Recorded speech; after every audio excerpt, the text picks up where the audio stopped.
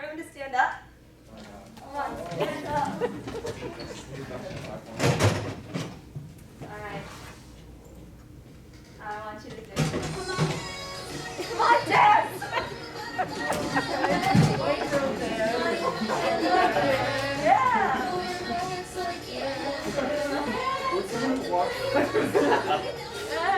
Oh, yeah. I was thinking that.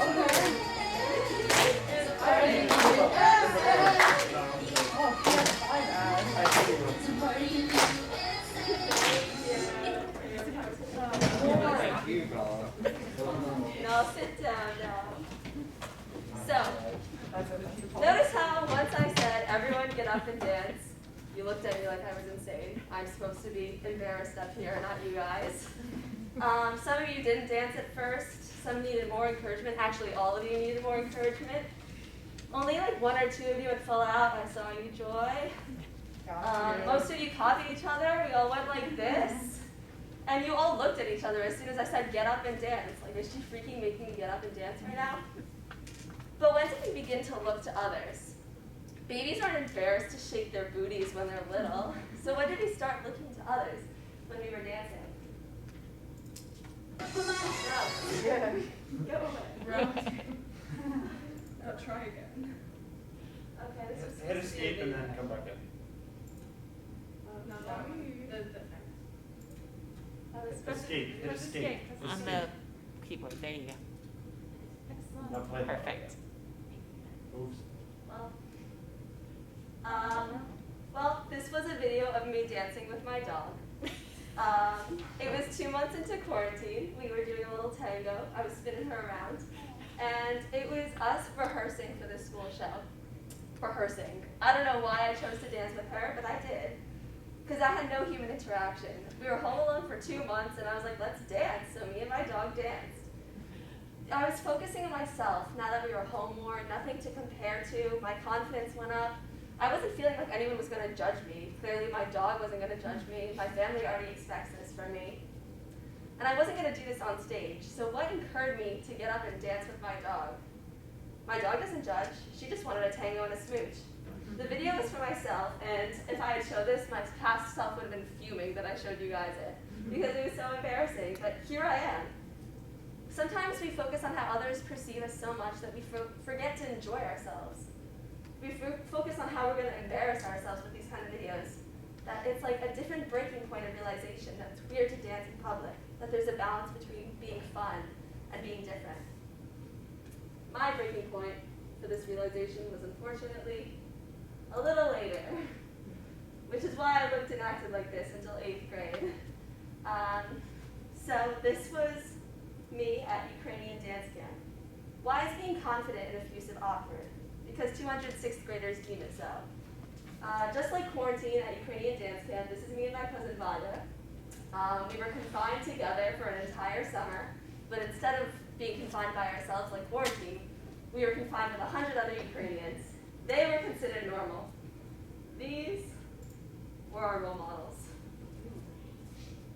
But why were we not considered awkward at camp? Because our babas forced us there? Because we were trying to make fun of a bad situation? I'm sure if I put a headdress on in school and came to school in boots and a headdress, I would have been made fun of. But here I am. Tai Tashiro, a psychologist, he says that 32% of average people exhibit socially awkward qualities. 100% of people exhibit them at one point or another. So when did we learn to stop exhibiting these qualities?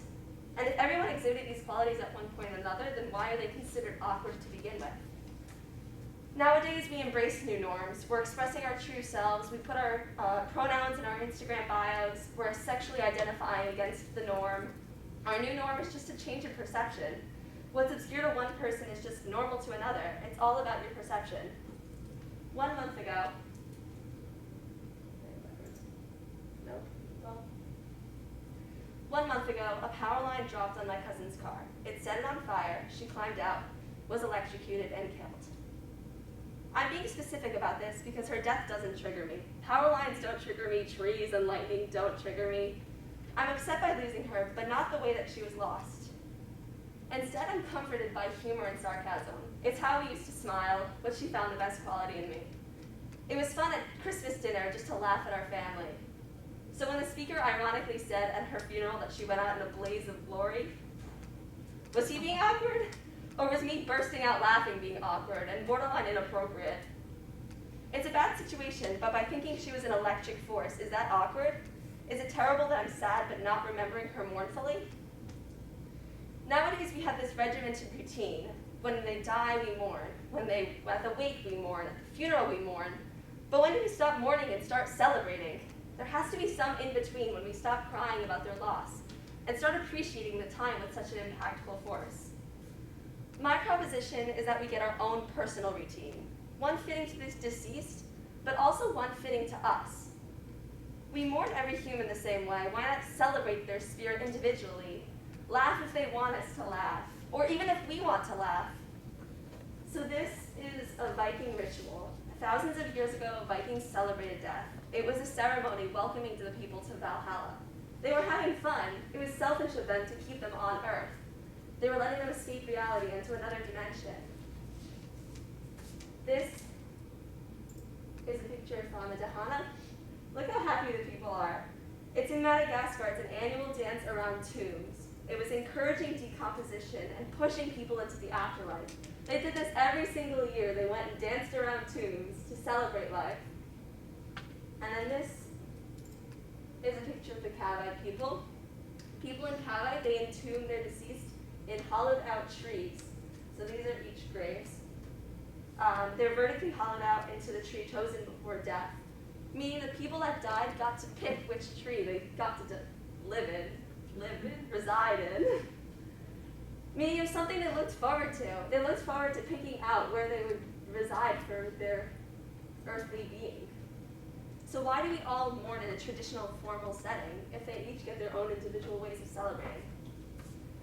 We're all individual people. We watch others too much when we dance. Why not celebrate death individually as well?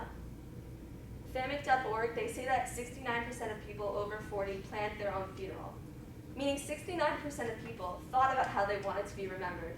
They thought about how their end-of-life services should, well, end.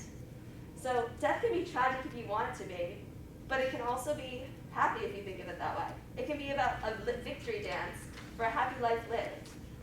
But in order to do that, you need to live a happy life. You need to live a happy life unreserved, dancing in public. Whether you believe in life, rebirth, or your earthly life being your only life, you need to embrace it because your personal opinions matter. Your perception matters. There's no right way to think or act, no normal way to dance. We're all on this planet. We're all built different. So live life without reservations, unencumbered by the fear of judgment. But also acknowledge the lives of others without fear of judgment.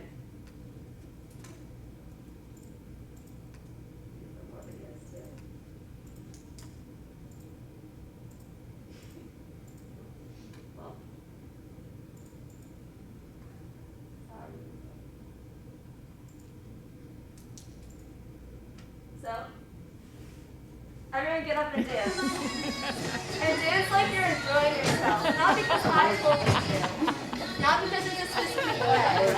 And that's weird otherwise. Embrace the loss of life. Cry if you want, frown if you must, but always, always celebrate. Celebrate, dance, mourn how you want, not how you think you should. Thank you.